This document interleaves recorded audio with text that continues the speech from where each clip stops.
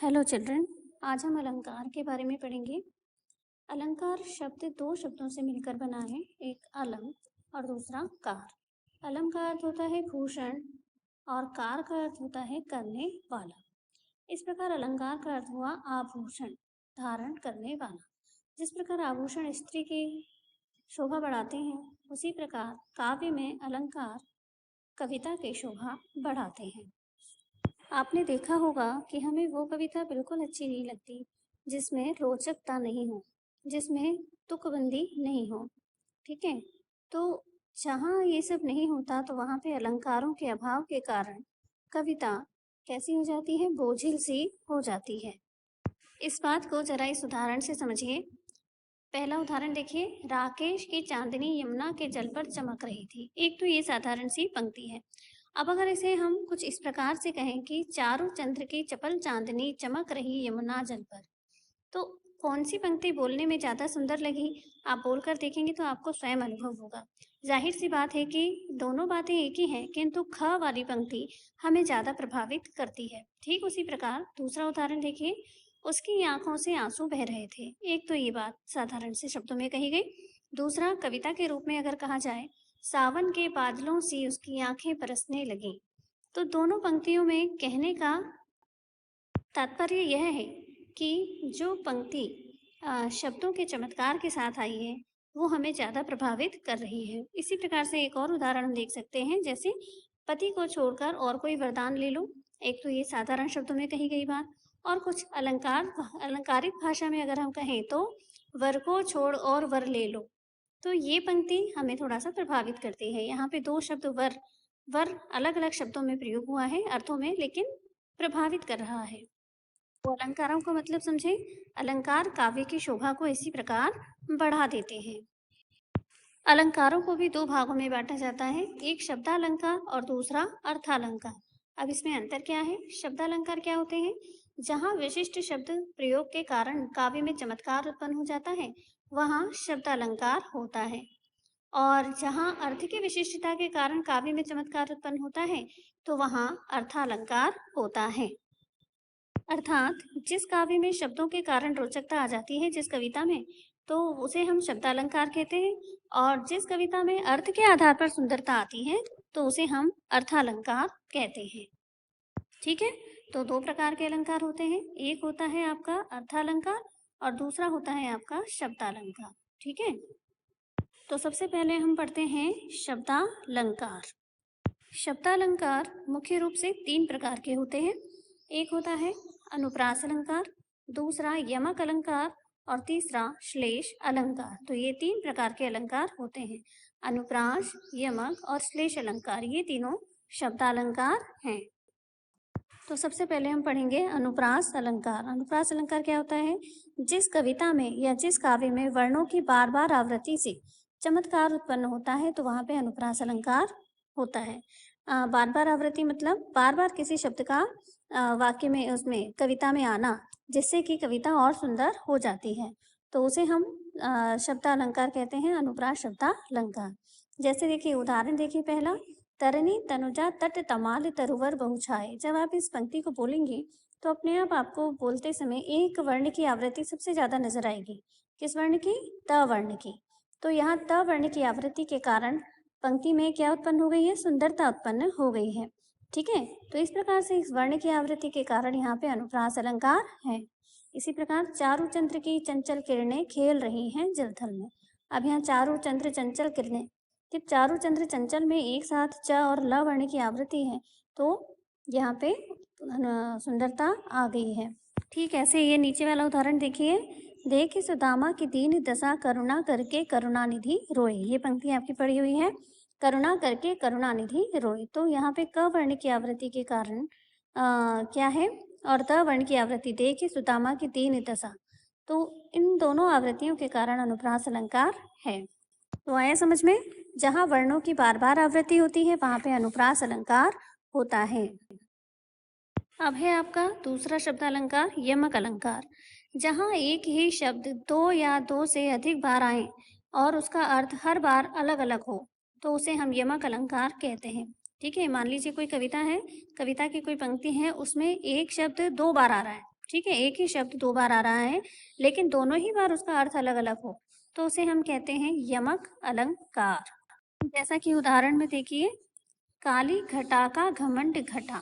काली घटा का घमंड घटा, देखो छोटी सी पंक्ति है लेकिन इसमें घटा शब्द 2 बार आया है, ठीक है? तो दोनों ही बार घटा शब्द का अर्थ अलग-अलग है। जैसे एक बार घटा का मतलब है काली घटा मतलब काले बादल, और दूसरी बार घटा का अर्थ है कम होना, घट जाना, किसी चीज़ का कम हो जाना, ठीक है? यानी कि काली घटा का घमंड घट गया, काले बादलों का घमंड कम हो गया। अर्थात यहाँ पे घटा शब्द में 2 बार आने के कारण, किंतु अर्थ अलग-अलग होने के कारण यमक अलंकार है। अब हम पढ़ेंगे श्लेष अलंकार। श्लेष अलंकार की क्या विशेषता होती है? जहाँ एक शब्द का प्रयोग एक ही बार हो, परंतु उसके अर्थ एक से अधिक हों, तो उसे हम श्लेष अलंकार कहते हैं। देखिए, यमक अलंकार में हमने क्या पढ़ा कि पंक्ति में शब्द 2 बार आए और एक ही शब्द 2 बार आए और उसके अलग-अलग अर्थ हों। किंतु श्लेष अलंकार में क्या होता है? जब किसी कविता में एक शब्द एक ही बार आए, किंतु उसका अर्थ अलग-अलग हो, तो उसे हम श्लेष अलंकार कहते हैं। उदाहरण के लिए देखिए, जो रहीम गतिदीप की कुल कपूत गति सोए, बारे उजियारो करे बड़े अंधेरो होए। अब यहाँ पे बारे का अर्थ बालक के संदर्भ में भी लिया गया है और बारे का अर्थ यहाँ पे जलने, दीपक के जलाने के संदर्भ में भी लिया गया है। इसी प्रकार बड़े शब्द भी एक बार आया है, किंतु इसके 2 अर्थ हैं। एक बड़े का मतलब होता है बुझ जाना और एक बड़े का मतलब होता है बढ़ना, यानी बड़े होना, बालक का बड़ा होना। तो इस प्रकार यहाँ पे 2 शब्द हैं जो एक-एक बार आए हैं, किंतु उनके अर्थ अलग-अलग हैं। तो यहाँ पे श्लेष अलंकार है। एक और उदाहरण देख लीजिए श्लेष अलंकार का। मंगन को देखी पट देत बार बार है। अब यहाँ पे पट शब्द एक ही बार आया है, किंतु इसके 2 अर्थ हैं, एक तो वस्त्र और दूसरा किवाड़। पहला अर्थ है कि कोई व्यक्ति किसी याचक को देखकर उसे बार-बार वस्त्र दे देता है, ठीक है? फालतू पड़े हुए वस्त्र होंगे उसके पास तो वो उसे दे देता है। और दूसरा अर्थ है कि कोई व्यक्ति याचक को देखते ही दरवाजा बंद कर लेता है। पट देना मतलब दरवाजा बंद कर लेना, तो यहाँ पे श्लेष अलंकार है। तो इस प्रकार हम क्या कह सकते हैं कि श्लेष अलंकार में एक शब्द एक ही बार आता है और उसके अर्थ अलग-अलग होते हैं। इसके विपरीत यमक अलंकार में एक ही शब्द 2 बार आता है, किंतु उसके अर्थ अलग-अलग होते हैं। यहाँ आपकी सुविधा के लिए मैं यमक और श्लेष अलंकार में अंतर भी बता देती हूँ कि यमक अलंकार में एक शब्द अनेक बार आता है और हर बार उसका अर्थ भिन्न यानी कि अलग-अलग होता है। लेकिन श्लेष में शब्द एक ही बार आता है उसका अर्थ भिन्न होता है, ठीक है? उदाहरण द्वारा ये बात आपको और भी स्पष्ट हो जाएगी। अब जैसे यहाँ पहले उदाहरण में देखिए, कनक कनकते सोगुनी मादकता अधिकाय, वा खाए बोराए जग या पाए बोराए। अब यहाँ पे कनक कनक शब्द में कनक शब्द 2 बार आया है, कनक कनकते सोगुनी, ठीक है? नीले अक्षरों में लिखा हुआ है, देखिए। तो एक कनक का अर्थ होता है सोना और दूसरे कनक का अर्थ होता है धतूरा, ठीक है? कि सोना धतूरे से भी ज़्यादा मादक होता है। अब दूसरा उदाहरण देखिए, रहीमन पानी राखिए बिन पानी सब सोन, पानी गए न उबरे मोती मानस चून।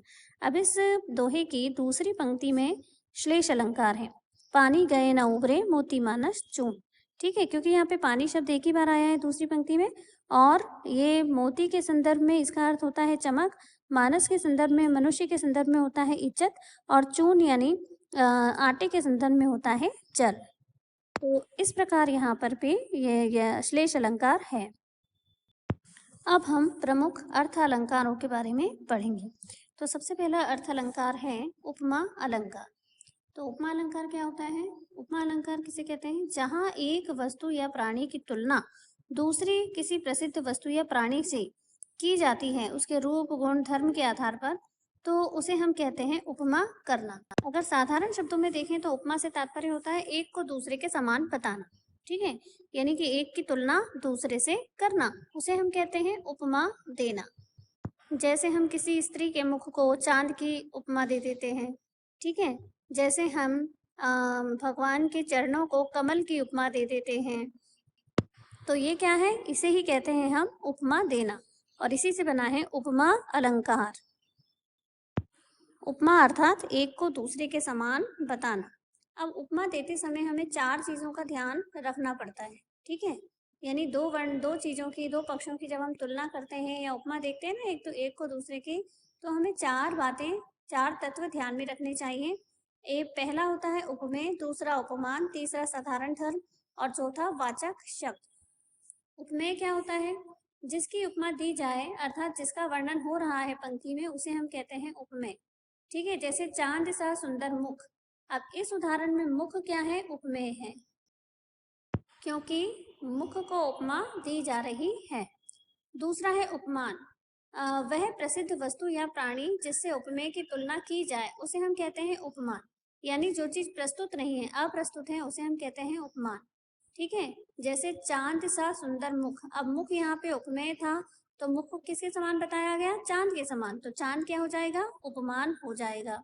अब है साधारण धर्म। उपमेय और उपमान का परस्पर समान गुण या विशेषता व्यक्त करने वाले जो शब्द होते हैं उन्हें हम साधारण धर्म कहते हैं। जैसे कि यहाँ पे चांद सा सुंदर मुख।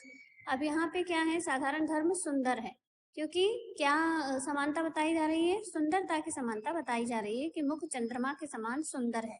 तो साधारण धर्म क्या हो गया? सुंदर।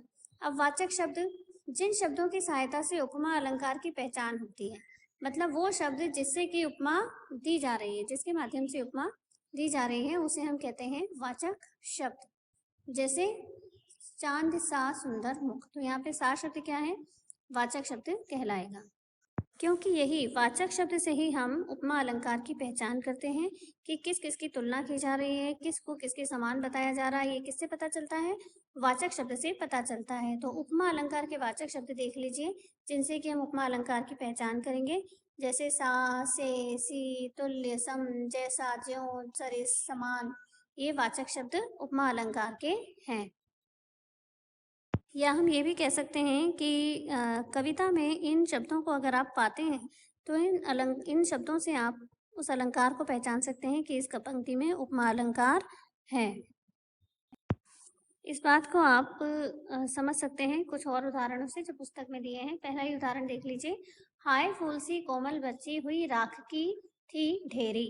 अब यहाँ पे देखिए, फूल सी कोमल बच्ची, यानी बच्ची जो है वो फूल के समान बताया जा रहा है बच्ची को। तो बच्ची क्या हो गई? उपमेय हो गई। फूल हो गया उपमान। और कोमल कैसी बच्ची थी? कोमल। तो कोमल क्या है? कोमलता से समानता की गई है, तो कोमल आपका हो गया साधारण धर्म। और सी हो गया वाचक शब्द, क्योंकि सी शब्द से ही तुलना की जा रही है फूल और बच्ची की। तो यहाँ पे उपमा अलंकार है। ठीक है, तो इस वीडियो में हम इतने ही अलंकार पढ़ेंगे, बाकी के अर्थ अलंकार हम अगले वीडियो में पढ़ेंगे।